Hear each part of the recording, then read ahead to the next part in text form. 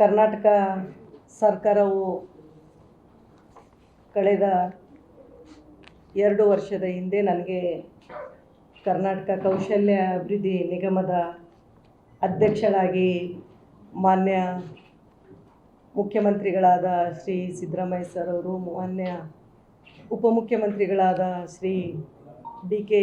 Shivakumar sir ಅವರು, ನಮ್ಮ ಜಿಲ್ಲಾ ಮಂತ್ರಿಯಾದ ಶ್ರೀ ಎಂ.ಬಿ. ಪಾಟೀಲ್ ಅವರು ಹಾಗೂ ನಮ್ಮ ಇಲಾಖೆ ಸಚಿವರಾದ ಶ್ರೀ ಶರಣ್ ಪ್ರಕಾಶ್ ಪಾಟೀಲ್ ಅವರು, ನಮ್ಮ ಜಿಲ್ಲೆಯ ಇನ್ನೋರ್ವ ಮಂತ್ರಿಯವರಾದ ಶ್ರೀ ಶಿವಾನಂದ ಪಾಟೀಲ್ ಅವರು ಹಾಗೂ ಜಿಲ್ಲೆಯ ಎಲ್ಲ ಶಾಸಕರು ಮತ್ತು ಜನಪ್ರತಿನಿಧಿಗಳ ಸಹಯೋಗದಿಂದ ನಾನು ಕರ್ನಾಟಕ ಕೌಶಲ್ಯ ಅಭಿವೃದ್ಧಿ ನಿಗಮದ ಅಧ್ಯಕ್ಷಳಾಗಿ ಕಾರ್ಯನಿರ್ವಹಿಸ್ತಾ ಇದ್ದೀನಿ. ಭಾಳಷ್ಟು ಜನ ಕೌಶಲ್ಯ ಅಭಿವೃದ್ಧಿ ನಿಗಮದ ಕಾರ್ಯ ಬಗ್ಗೆ ಮತ್ತು ಕಾರ್ಯವೈಖರಿ ಬಗ್ಗೆ ಭಾಳ ಕಡಿಮೆ ಮಾಹಿತಿ ಇತ್ತು. ನಾನು ಮೊದಲು ಅಧ್ಯಕ್ಷಳಾದ ಮೇಲೆ ಒಂದು ಪ್ರೆಸ್ ಮೀಟ್ ಮಾಡಿದ್ದೆ. ಆವಾಗ ಹೇಳಿದ್ದೆ, ಅಷ್ಟು ಮಾಹಿತಿಗಳು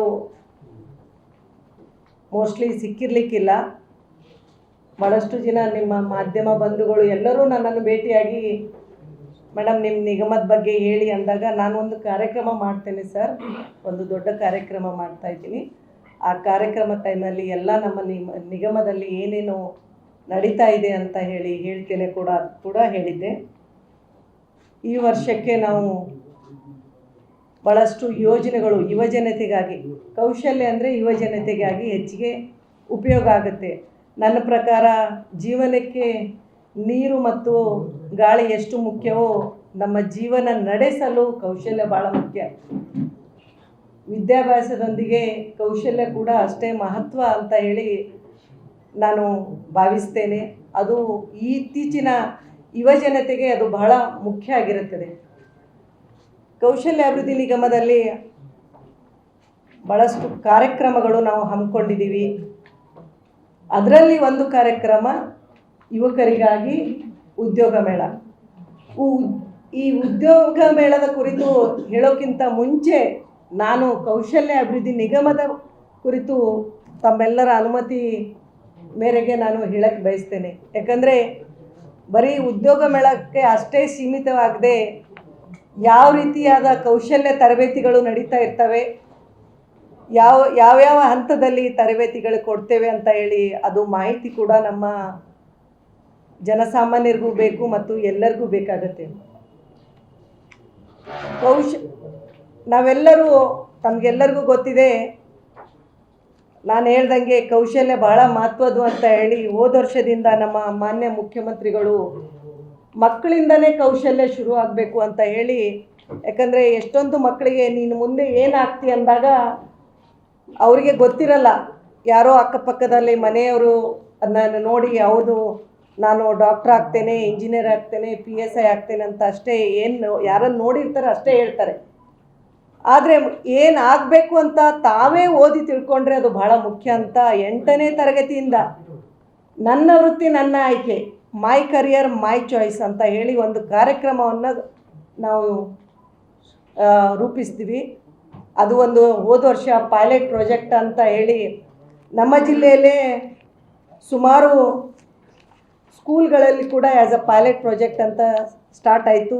ಆದರೆ 2025ರ ಏನು ಬಜೆಟಲ್ಲಿ ನಮ್ಮ ಮಾನ್ಯ ಮುಖ್ಯಮಂತ್ರಿಯವರು ಇಲ್ಲ, ಇದು ರಾಜ್ಯದ ಅಂತ ಎಲ್ಲ ಶಾಲೆಗಳಿಗೂ ಹೋಗಬೇಕು ಅಂತ ಈ ವರ್ಷ ನಾವು ಎಲ್ಲ ಶಾಲೆಗಳಲ್ಲೂ ಈ ಪುಸ್ತಕವನ್ನು ತರ್ತಾಯಿದ್ದೀವಿ. ಅದರಲ್ಲಿ ಮಾಧ್ಯಮಕ್ಕೆ ಆಗಬೇಕಾದ್ರೆ ಏನು ಓದಬೇಕು, ಒಂದು ಅಗ್ರಿಕಲ್ಚರ್ ಸೆಕ್ಟರ್ಗೆ ಹೋಗಬೇಕಾದ್ರೆ ಏನು ಓದ್ಬೋದು, ಒಂದು ವಾಹನೋದ್ಯಮಕ್ಕೆ ಹೋಗಬೇಕಾದ್ರೆ, ಒಂದು ಮೆಕ್ಯಾನಿಕ್ ಹಿಡಿದು ಸ್ಪೇಸ್ ಸೈಂಟಿಸ್ಟ್ ಆಗಬೇಕಾದ್ರೆ ಯಾವ ಹಂತದಲ್ಲಿ ಓದಿದರೆ ಯಾವ ರೀತಿಯಾಗಿ ಜಾಬ್ ಸಿಗ್ಬೋದು ಅಂತ ಒಂದು awareness, health sector, finance sector, ಎಲ್ಲ ಸೆಕ್ಟರ್ ಬಗ್ಗೆ ಒಂದು ಮಾಹಿತಿ ಕೊಡುವ ಒಂದು ಪ್ರಯತ್ನ ನಾವು ಮಾಡಿದ್ದೀವಿ. ಅದಾದ ನಂತರ ಕಾಲೇಜ್ ಹಂತದಲ್ಲಿ ಇವತ್ತಿನ ದಿನ ನಾವು ಕಾಲೇಜ್ ಹಂತದಲ್ಲಿ ಅವರಿಗೂ ಕೂಡ ಒಂದು ತರಬೇತಿ ಕೊಡಬೇಕಾಗತ್ತೆ. ಕಲಿಕೆಯೊಂದಿಗೆ ಕೌಶಲ್ಯ ತಾವು ಕಾಲೇಜಲ್ಲಿ ಓದ್ತಾನೆ ಕೌಶಲ್ಯವನ್ನು ಕಲಿಬೇಕು.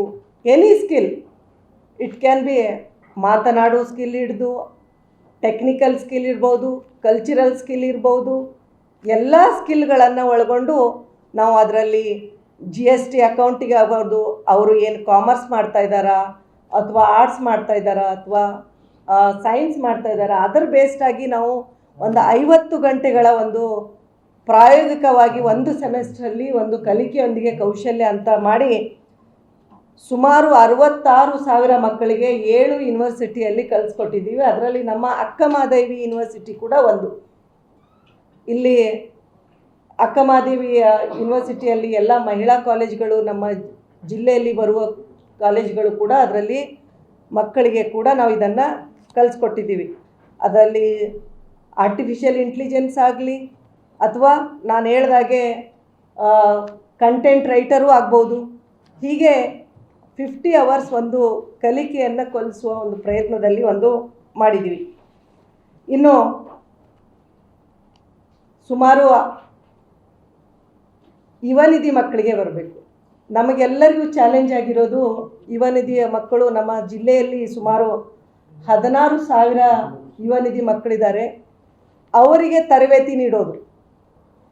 ತರಬೇತಿ ಅಂದರೆ ಕೆಲವೊಂದು ನಾವು ಸರ್ಕಾರಿ ಕೇಂದ್ರಗಳ ಮೂಲಕ, ಇಲಾಖೆಗಳ ಮೂಲಕ ತರಬೇತಿ ನೀಡ್ತಾ ಇದ್ದೀವಿ. ಅಂದರೆ ನಮ್ಮ ITI ಮೂಲಕ, GTTC ಮೂಲಕ, KGTTಯ ಮೂಲಕ. ಅಂದರೆ ಅಲ್ಲಿ ಸ್ಕಿಲ್ ಬೇಸ್ಡ್ ಕಲಿಕೆ. ಅವ್ರಿಗೆ ಬರೀ ಪುಸ್ತಕದ ಕಲಿಯದೆ ಅಲ್ಲದೆ ಅವರಿಗೆ ಮುಂದೆ ಕಲಿತ ಮೇಲೆ ಜಾಬ್ ಸಿಗಬೇಕು ಅಂತ ಹೇಳಿ ಕಲಿಸ್ತಾ ಇದ್ದೀವಿ.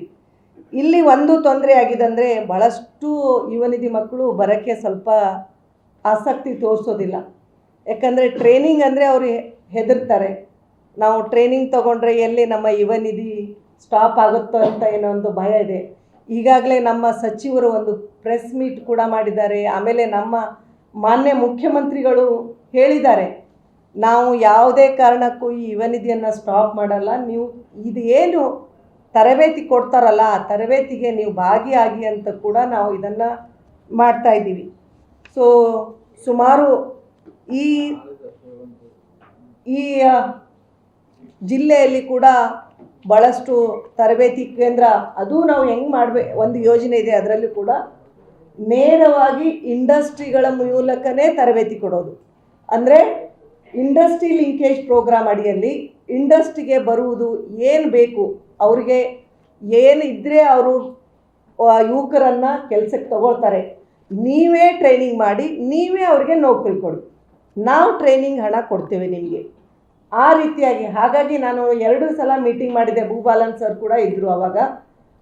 ಇಂಡಸ್ಟ್ರಿಗೆ, ನಮ್ಮ ಜಿಲ್ಲೆಯಲ್ಲಿರೋ ಇಂಡಸ್ಟ್ರಿಗಳು, ಸುತ್ತಮುತ್ತಲ ಇರುವ ಇಂಡಸ್ಟ್ರಿಗಳಿಗೆ ಯಾವ ರೀತಿಯಾಗಿ ನಿಮಗೆ ಕೆಲಸದವ್ರು ಬೇಕು ಹೇಳಿ, ನಿಮಗೆ ಆ ಕೆಲಸದವರನ್ನು ಟ್ರೈನಿಂಗಿಗೆ ನಾವು ಕೊಡ್ತೇವೆ, ಅವರನ್ನು ಟ್ರೈನಿಂಗ್ ಮಾಡಿ ನಿಮ್ಮ ಹತ್ರ ಪ್ಲೇಸ್ ಮಾಡ್ಕೊಳ್ಳಿ.